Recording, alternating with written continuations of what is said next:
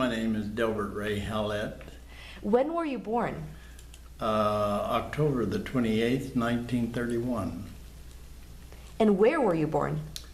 Oklahoma City, Oklahoma. Can you tell me a little bit about your family, your parents, maybe siblings that you grew up with? I had an older brother who was in the Marine Corps, and I have a younger brother and two sisters. I had three sisters, excuse me. I see. What were your parents like? They were, I think, like most parents. They didn't have any problems except between themselves as far as us children were concerned. What brought you to enlist in the Marine Corps? What were you doing when you were enlisting? I really joined the Marine Corps for an education more than anything, but also I'm sure I was swayed by my brothers being in the service at that time. And you were in Oklahoma City when you joined? Yes, ma'am. Okay. And how old were you when you joined? 17. I had just turned 17 in October, and I joined in November. I see. And then when did you finally arrive to Korea? I arrived in Korea with the 1st Provisional Marine Brigade, and that was on August the 2nd at Busan, Busan it's called now. Yeah. Before we go into Korea and talk about your Korean war experience, do you remember the time when you first heard about Korea and the Korean War? What were you? The first time I heard about it was prior to the weekend that I was supposed to go to a Hollywood party with Debbie Reynolds and a friend of mine. And we didn't get to go because we were all shut down and had to start loading before we went. So that was the first time I'd heard about Korea. Had you known anything about the country? No, ma'am. Wow. What were you, what did you expect? Maybe what was going through your mind? Well, having just got out of the training boot camp, as we call it, the training was for war. We were trained to respond to any type of a war, regardless of what it was. And I think that we were well prepared at the time. So when we went, we all knew what we were supposed to be doing. And as a young kid, we were followers anyway. We followed our sergeants and officers. So what is your unit? I was with the headquarters, 11th Marines, which is an artillery, but I was attached to Baker 1-5, which is 1st Battalion, Baker Company, of the 5th Marine Regiment. And I was a forward observer, or a member of the forward observer team as a communicator, telephone and wire. And so your radio, radio. Radio and wire. So you arrived in Busan. You left from San Diego? I think we left from the dock here at San Diego. I'm pretty sure we did, yes. About how many days did it take to get to Korea? Well, the ship that I was on was called the Henrico, and we all the ships loaded about the same time. But the Henrico broke down not broke down, but had some problems and had to have it repaired. We were already underway, so we had to turn back to San Francisco. And we were there for about 2 to 3 days getting repairs. But when we were as soon as the ship was repaired, why we took off for Korea again. And we got there at the same time that the other group did. We had some very unusual circumstances on the trip. In one occasion, we had the ship announced that there was a submarine, unknown submarine, in the area. And so we were all shut down and couldn't get out of the hole, as we call it, and where our bunks were. That was just one situation. When that was over, well, we had a storm that we were in. It was tossing us around. In order for us to go to the bathroom or to eat, why, we had to go up to the top deck and then back down another. Well, they had ropes tied from one to the other, so to prevent us from being washed over, why, we had to use those ropes to go from one door to the other. Another incident that happened on the sea going over was one of the support ships, a cruiser, had a gentleman that had appendicitis. And they didn't have the doctors on that ship, but we did. So they took and shot lines across between the two ships, and it was about 40 feet or so, or at least that's what it seemed like. And it was really rough seas, but they dragged this gentleman over, and the two ships would come like this, and he would go down into the water and bounce right back up like a rubber band. But it was scary for him, I'm sure, and it was kind of scary for us too, because the seas were very high at that time. And then we arrived in Busan, and on the 2nd of August, looking off the ship, the side of the ship that the dock was on, I recall the Korean people.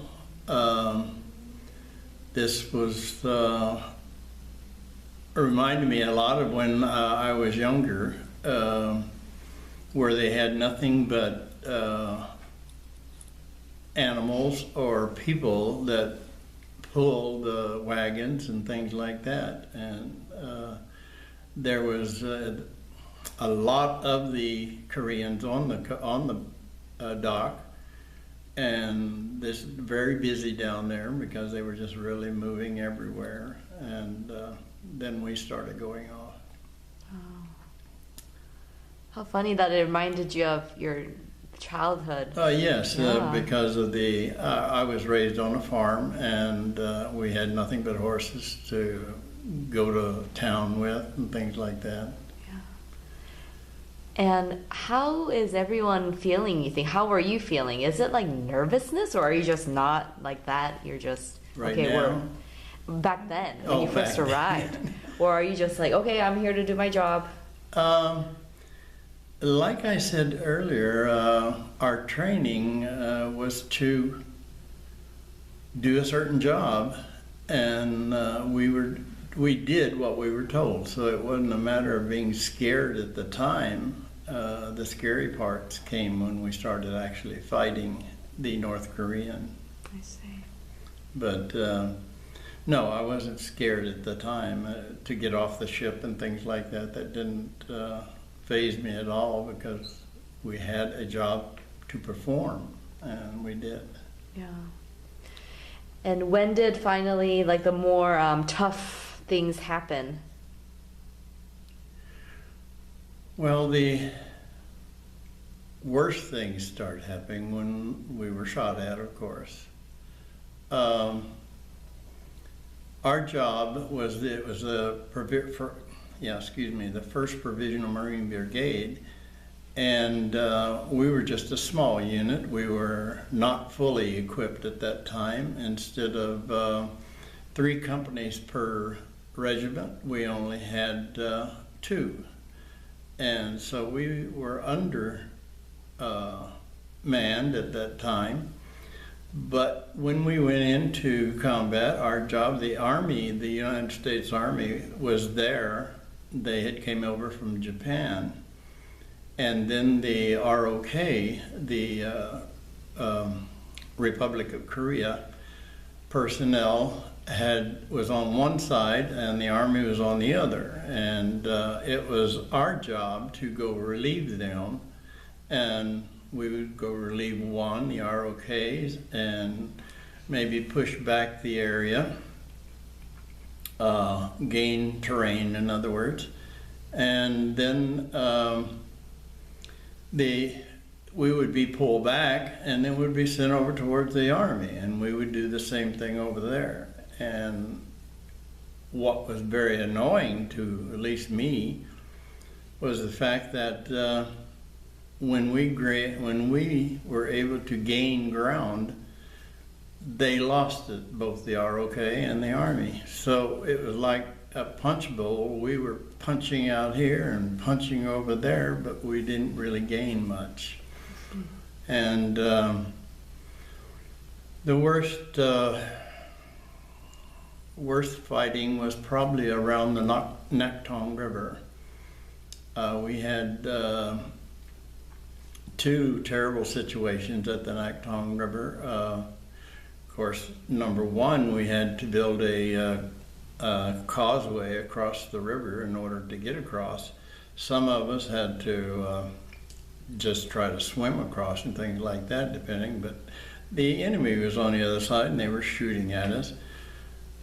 Fortunately, I was a pretty good rifleman, and so if we were told that if we were a sharpshooter or above, that they wanted us on our side of the Nakhtong to shoot at the other side. And so we did that in order to get I was chosen to do that. And we did that to protect the people that was trying to get across. Once we got across, the second time we went across, we went on the other side while we really seemed like we hit the full force of the North Korean Army. And we lost a lot of people, in our opinion. One of the worst things I remember after we had got across and we were up on top of one of the hills in Korea, I don't recall a name or anything, but we had just went over this ridge, and the people were, the Korean people, villagers, were completely annihilated, I guess, and the babies, women, older people were all killed, and they were all laying in this one place. And then there's the women, some of the older women that did survive, that had came up and they were trying to find out, if their relatives were there. Well, later on we found out that they had taken these people from a village and completely annihilated that village, brought them up onto the hill and just massacred them. It was terrible to see. That was my first experience, to see some babies and women and older people like that were killed, and it was very, very touching, and I mean in a bad way, if you know what I mean. After that, we were asked to, the 1st Provisional Marine Brigade was pulled out of the Pusan perimeter and put back on a ship. At the time, we really didn't know why we were going back, but we were put on the ship. Some of us did, anyway. We were put on the ship, I think it was around the 13th of September. And then we made the Incheon landing on the 15th of September. And being seasoned combat personnel by that time, they used the 1st Marine Brigade to go in first. And because we were already seasoned, I guess, in combat, where a lot of the others just came from the United States. So the 5th Marines and the 7th Marines went in and took Womido Island. I forget who it was, which I think it was the 7th Marines that took the Womido Island. And then the 5th Marines, we had what was called Red Beach, which was right at the city of Pusan. And the tides of the area there at Incheon were about 40 feet tides. So we knew that at the time we went in that we wouldn't have any support to coming for us, because once we got in, the tides would go out and the ships or no one could get in to us. So we knew that at the time we were in, but we were able to survive. There wasn't just a lot of North Koreans at that area at that time, because most of them were down south around Pusan.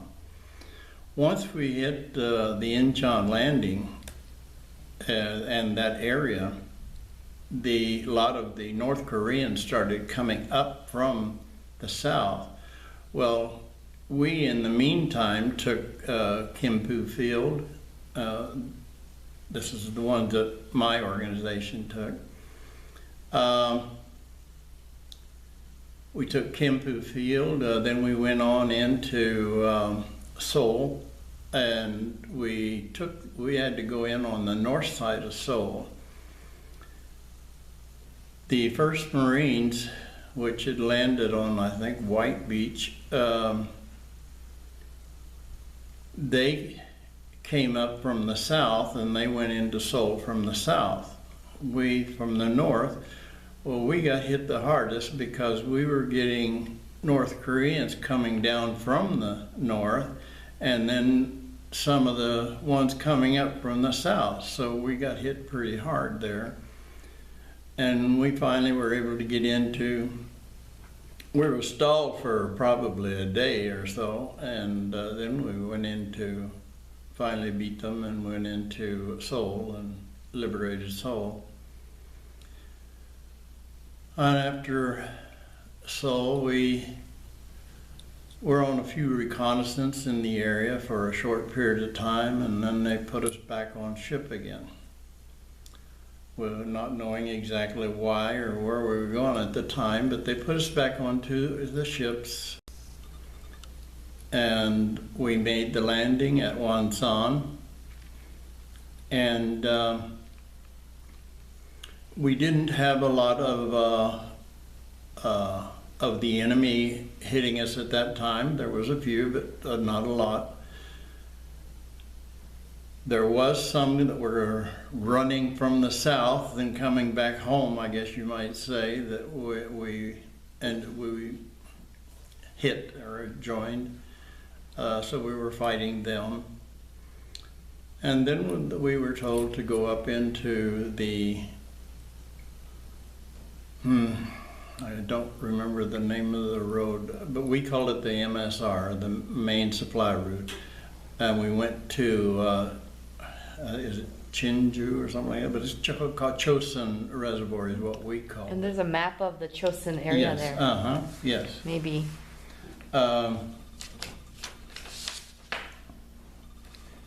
We went through Hagaruri and Kotari. We fought our way through there, and once we got up into the reservoir. My outfit was on the east side of the reservoir, the 5th Marines, and we were there for a few days. One of the unusual things that happened while we were there, we were getting supplies from the airdrop, and we had the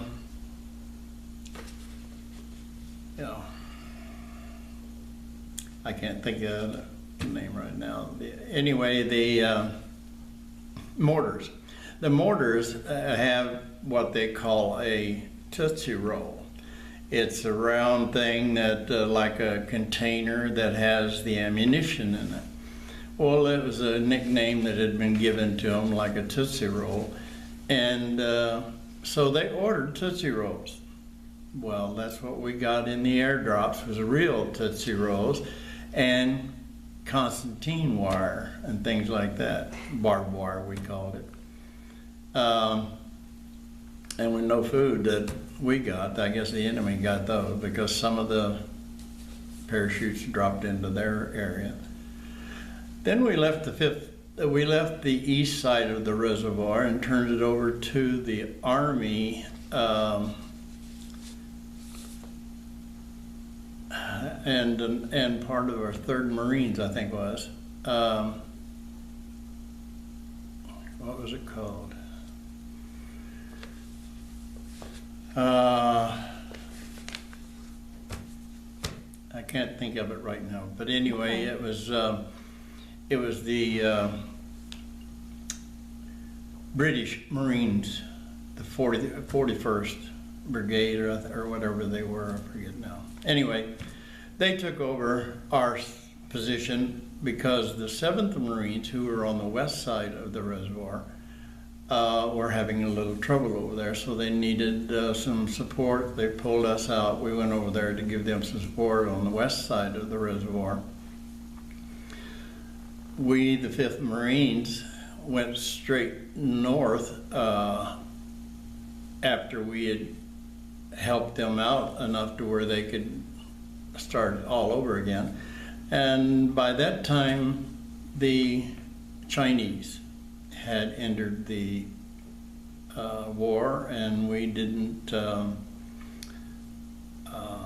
we had no idea that they were going to be there or anything. We got surrounded, and not knowing that at the time. We were pulled out and told that we had to go back down the MSR to Hung Nam, Ham Nung area. Yeah, there's two that are really close, huh? Yeah, they're very close together, very similar in speech anyway. Yeah. We were told to go back, fight our way back that direction, or go back that direction, and we had to fight our way back. I was volunteered as an FO. I wasn't needed anymore, a forward observer. I was on the forward observer team, and we were not needed in that capacity. We were needed as infantrymen. So they volunteered me to be one of the personnel that was in the back of the convoy to protect the rear of the convoy. And I think this is around December the 3rd or something like that, that we were fighting the rear, and the 7th Marines were heading back down the MSR. They were opening up that portion, and we were just, the 5th Marines were just keeping the enemy off of the mountains on each side and the rear. And I was one of the last few out of the reservoir area into Hagaroo-Ree, where we were all reconnoitering there at Hagaroo-Ree before we went on the rest of the way.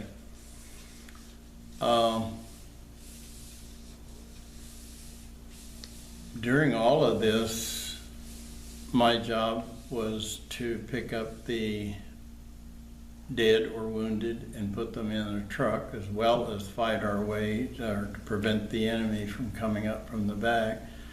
So we were always collecting the dead and putting them in the pickups. And there was one incident that we were really under fire, and we were running out of ammunition. That was short always, and while we were up there. And I remembered that some of the personnel that we had put on the dead people, that personnel that we put on the pickups had, I mean not pickups, on the trucks had ammunition. So one incident, I climbed up on the back of the truck and accidentally put my knee into the stomach of this one dead person, and his eyes opened up, and I don't know if he was alive or not. I thought he was at the time. I told him I was getting ammunition, and I got no answer, of course, but I told him I was getting ammunition because we were running short, and told him that I'd try to come back and see if he's okay later on. Well, I never did get back, so I don't know if he survived or if he was even alive at that time. I just know that when I put my knee in his stomach that his eyes popped open and scared me to death. But I did get the ammunition, and I was able to run around and give some ammunition back to some of the guys that were fighting. There was only about 8 of us back there. So we were fighting like that all the way from Udam to Ham Hung and Hung Nam before we boarded the ships. We were one of the last ones to board the ship, other than the personnel that were setting explosives there to destroy everything. They were actually the last ones on, but we were the last of the fighting group. Wow. And then we got on the ship. One incident on the ship that I recalled, I was very scared all the time and freezing to death. I went up into the second deck and got underneath one of the exhaust that comes out of the bottom of the ship, and it was warm, so I crawled under there and I fell asleep. Well, I fell asleep all the way back to South Korea. We went back to Masan, to the bean patch, and like I said, I was there. Other people were showering and getting food and what have you. I got nothing because I was sound asleep, trying to stay warm underneath the heat of that exhaust. Now, it could have been pretty bad because you're not telling where that exhaust was coming from. But I don't remember a lot about. I remember the Udam and Hung Nam being exploded. In other words, they've set off the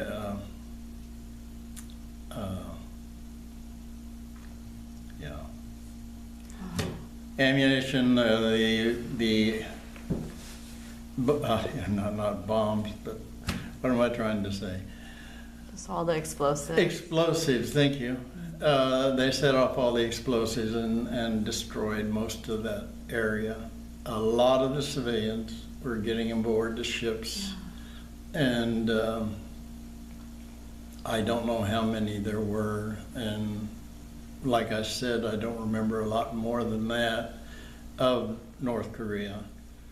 There were incidents. I fell in the ice, for instance, on at the Incheon. I mean, at the Chosun Reservoir.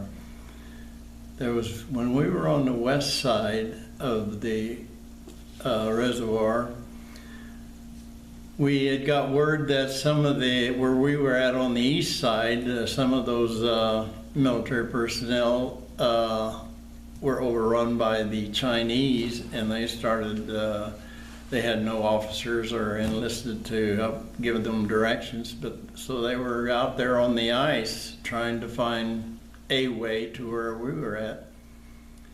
And we were told to go out and see if we could give them a hand. So I was volunteered again for that.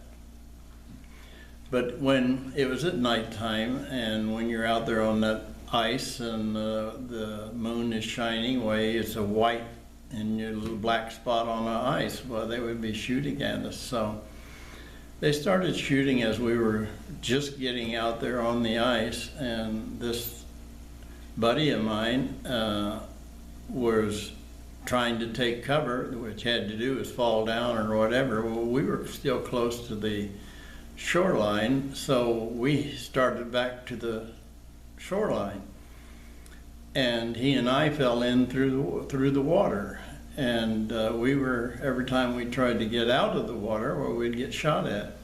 So we stayed in the water for I don't know how long, but he started saying, I'm giving up, I can't do anything. So I grabbed him and just threw him on the ice, and then I couldn't get out myself right away, but I did. I finally crawled out of the ice, and he was more or less able to start moving.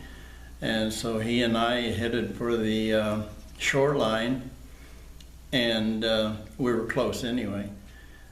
But once we hit the ground, the solid ground, well, we started running, and we ran all the way back to the command post. And when we got there, they told us, the medical team told us to, the corpsman, put us in this warm-up tent that was there, and they wouldn't let us get near the stove. They put us out by the outer edges of the tent so that we wouldn't thaw out real fast. And while we were in there, and some of the people from the front lines were coming back to get warmed up, and then they'd go back out again. But anyway, the Chinese broke through our lines and started firing on that tent, because there was smoke and flames going out the top of the tent from the stove.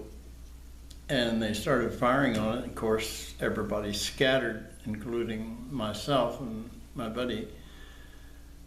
And a lot of people were running, and it was snow on the ground, and I hollered and I told them, don't run, just stop and lay down, otherwise they're going to shoot you because they'll see you moving. And I told them not to shoot because then they'd see the tracers. Some did and some didn't listen to me, but I laid there, and it seemed like hours to where I am completely, my clothing being wet just completely froze solid. And I think that's what really saved me, because my own temperature, this is me analyzing, my own temperature in the little cocoon that I was in kept me halfway alive or something. But the next morning we had already filled that hole where the Chinese had came through. The communists, I should say, instead of Chinese, because that's what it was, it's communist. And the next morning, I remember they had started building fires, and this one was, the one fire is kind of dying out, so I pushed all the coals and everything over, and I laid down my bedding, and I lay down and tried to go to sleep again and get warm under sleeping bag. Pulled this trigger, and all of a sudden this went off right over my head, and I was ready to kill him. I was so mad, and I just tore into him, and that's just one of the incidents that happened. And then we went back through that village because we were called back at that time for what reason? I think we're getting ready to make another push north. But we were called back, and we had to go through the village, and we started getting hit again by some of the enemy. I, at this time, do not know if they were North Korean or if they were Chinese communists, but we got hit, and my officer, we were in a riverbed, which goes right through the village. And we were walking in the riverbed, and we got hit with small arms fire. And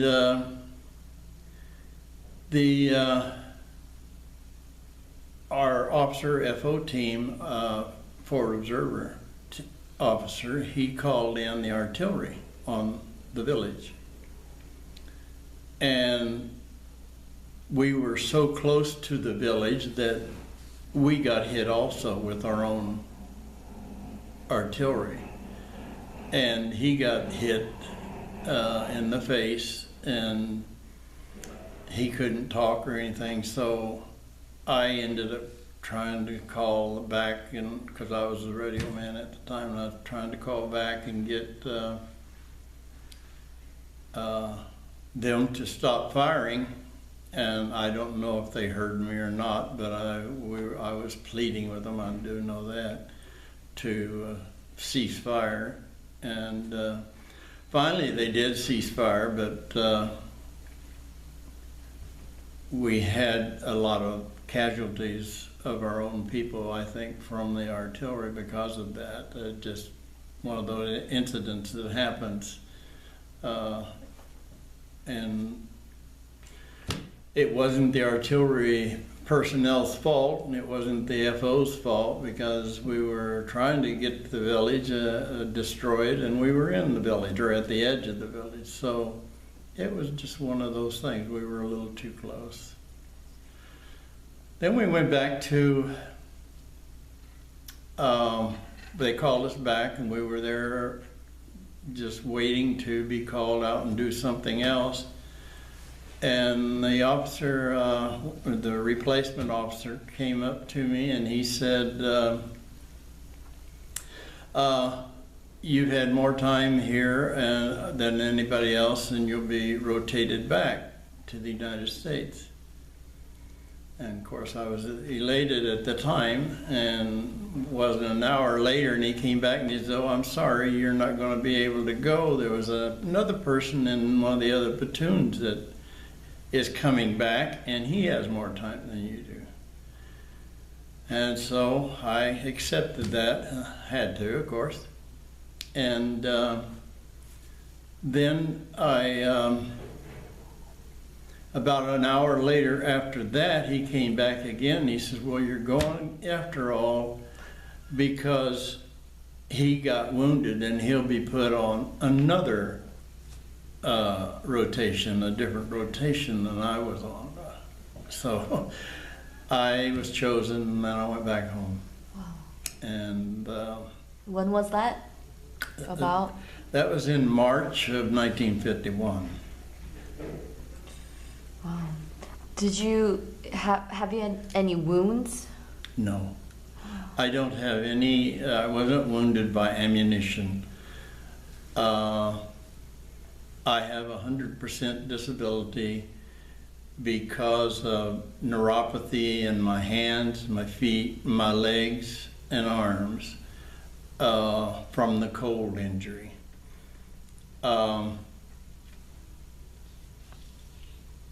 But as far as being wounded, no. My mind may have. I have PTSD. I have 50% PSD awarded to me also from the VA. So wow. I've got about 150% but I only get 100%. What they give you, that's the maximum they'll give. So for a little bit after you came back to the States, has it been hard to talk about the war and think about it? I never talked about it at all. I never talked about the war hardly any time to anybody, not my family. Later on, I got married. I didn't talk to my children about it or anything else. Because whatever reasons we got divorced, and I remarried this lovely lady here, Eleanor, and I was having bad dreams, PTSD dreams at night, and she could tell you more what I was doing. Sometimes I was running in my sleep, I guess. My legs were going and my arms were swinging and what have you. I do remember one incident that I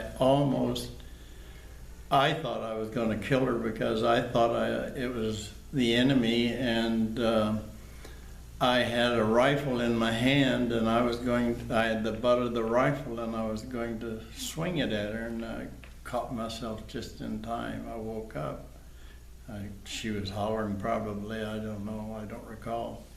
But anyway, having these bad dreams, I didn't remember a thing afterwards.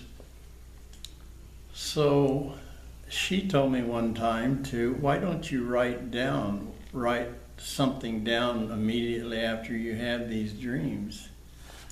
And I did. I started writing down little notes, and I ended up with quite a stack of notes.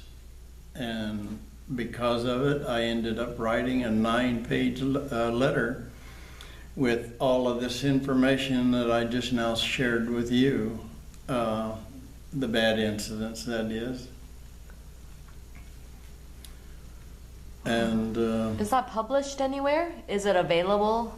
Yeah, I'll give it to you if you wish. I don't have it with me, but I could send you a copy. Yeah.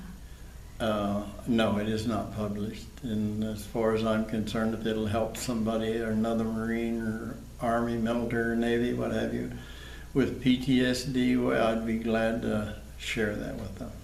So that writing it out was what helped you to... It helped me, it did. Writing it out helped me to understand what I really went through, because I wouldn't talk about it before. And that was Eleanor's suggestion? yes, Wow. And since then, why, I've shared it with my children, and of course I got accolades from them, and sorrow as well. Yeah. But because now you are the Las Vegas chapter president. You said a few months ago you went to Korea. You spoke just last month. Just last month. On the 15th, I think it was, in that vicinity anyway. Went to South Korea with the chairman of the board of the Marine House USA. He invited me to, or I should say, the founder of the IYF, which is International Youth Federation. The founder is Aksu Park, and he asked that I give a speech through our chairman, and so I gave the speech on the 15th, I think it was.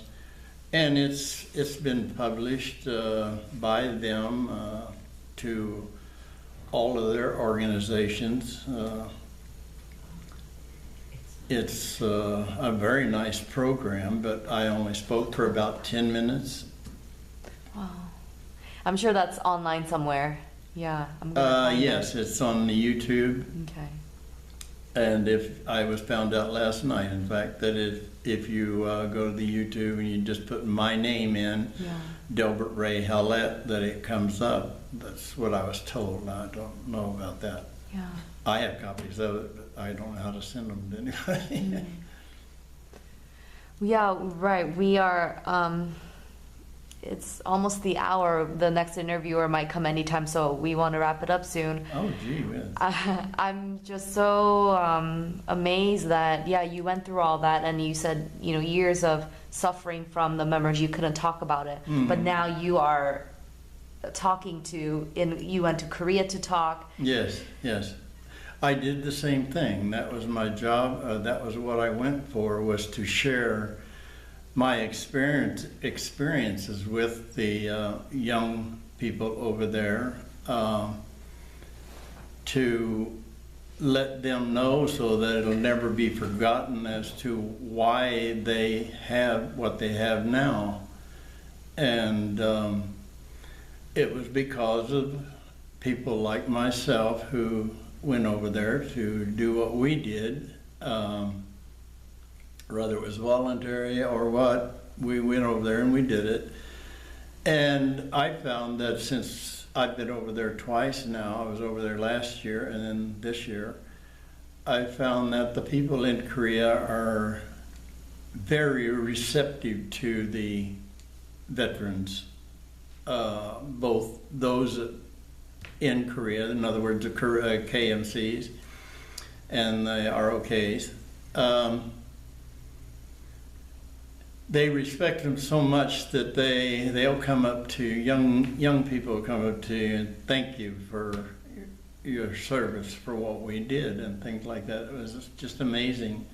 And this last time, the first time I went over was with a group of about 7 or 8 people, and everything was on a regiment type, going here and seeing that and what have you.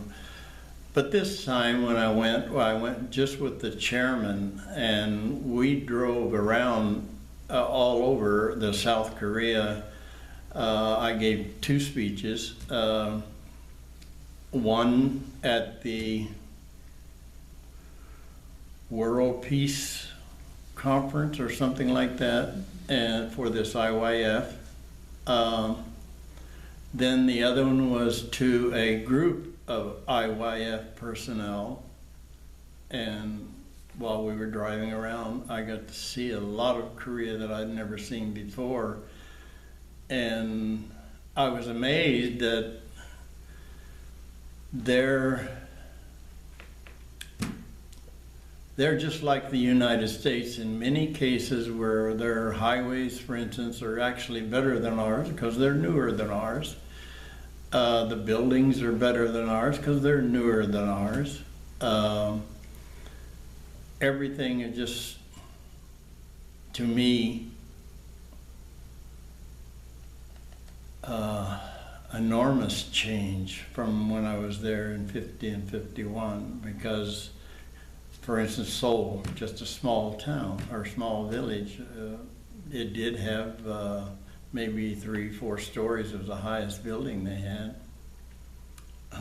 Speaking of that, when we were going through Seoul, when we were liberating, there was the enemy had a tank inside of one of these brick buildings, and he was shooting out the window at us, and nobody knew where all this was coming from. And finally we found out what it was, and of course we had to get rid of that. But I digress. Yeah. The people of Korea have really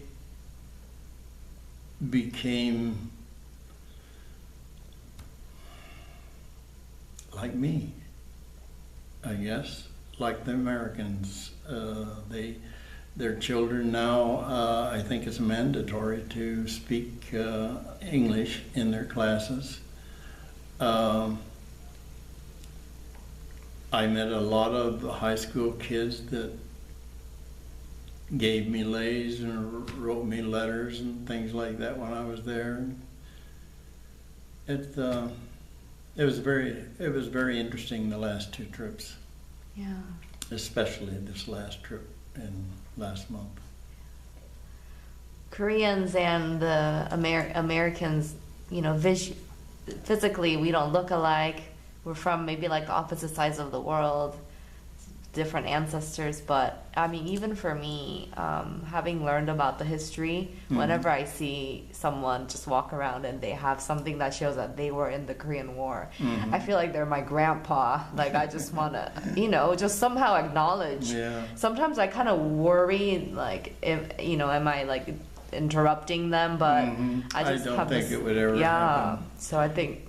Yeah, I think they would accept your thanks.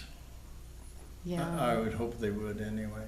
Yeah. Speaking of that, I had an interpreter this last trip, a young girl, probably your age, or I don't know how old you are, but anyway, she was around 23, I think. And she was my interpreter, and I ended up calling her. I said, well, you could be my granddaughter, because we had children, young children too, but grandchildren. And so after I got back, she wrote to me, and she sent me the 2 videos, and she said, your Korean granddaughter. So I thought that was cute. Maybe as my last question, what would you like to say to the younger generations? To me, you are someone that overcame something so difficult, and you're so strong, and you're now telling the younger generation about it. But, what do you think is very important for us to know for this generation of kids, whether, American kids or Korean kids, that hopefully we don't experience what you went through? But I feel like there's lots of things to learn from you, someone that went through that and overcame also the difficulties that came afterwards. What would you say that you really want us to remember and know and keep? I would say never forget your childhood, never forget your ancestors, what they went through to give you what you had. It's very important that any child or person never forget the history of their country and who gave them the life that they have. It's so important. Okay. I'll remember that. Thank you so much for your time. My pleasure. And thank you, Eleanor. Thank you. All right.